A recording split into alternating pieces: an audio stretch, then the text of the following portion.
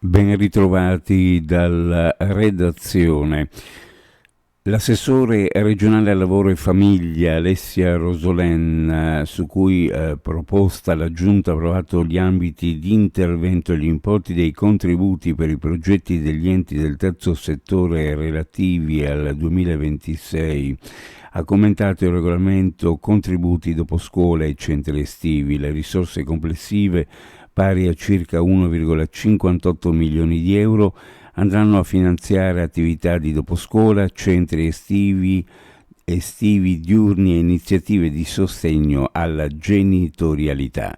I doposcuola si svolgeranno dal 1 settembre 2025 al 30 settembre 2026 e potranno ricevere fino a 65.000 euro a progetto. I centri estivi programmati dal 1 giugno al 31 agosto 2026 avranno un contributo massimo di 24.000 euro.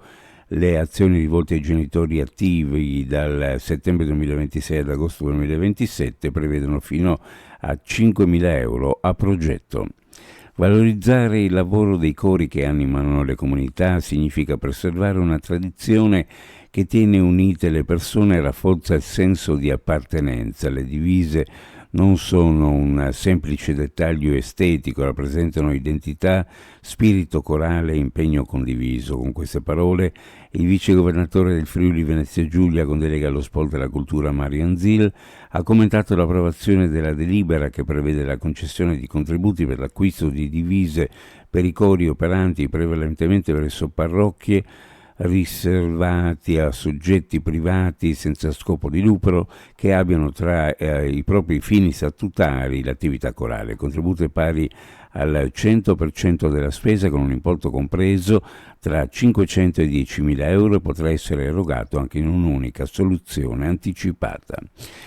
Trieste, l'acqua è tornata a scorrere nella fontana di Piazza Oberdan ad accorgersi della riattivazione del getto che riempie anche la vasca sotto la statua di Mascherini. Sono stati molti triestini negli ultimi giorni anche perché il meccanismo per lungo tempo è rimasto fermo. I lavori sono stati effettuati dal Comune di Trieste che l'ha rimessa in funzione a conclusione di un intervento di manutenzione.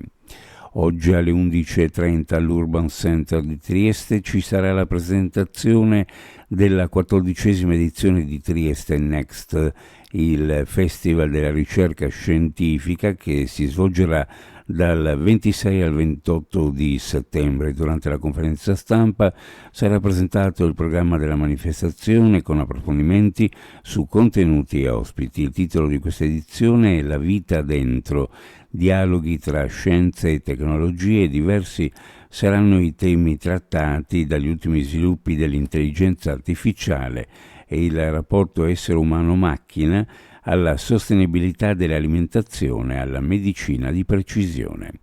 Uno sguardo alle previsioni meteorologiche: oggi tempo stabile, con cielo in prevalenza poco nuvoloso e maggiore nuvolosità in Carnia, venti deboli a regime di brezza, temperature massime in aumento oltre i 25 gradi centigradi in pianura.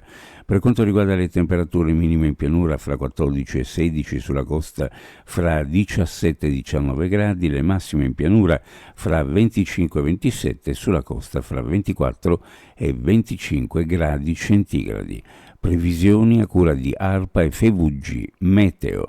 Ed è tutto per il momento con l'informazione, grazie per averci seguito, a più tardi.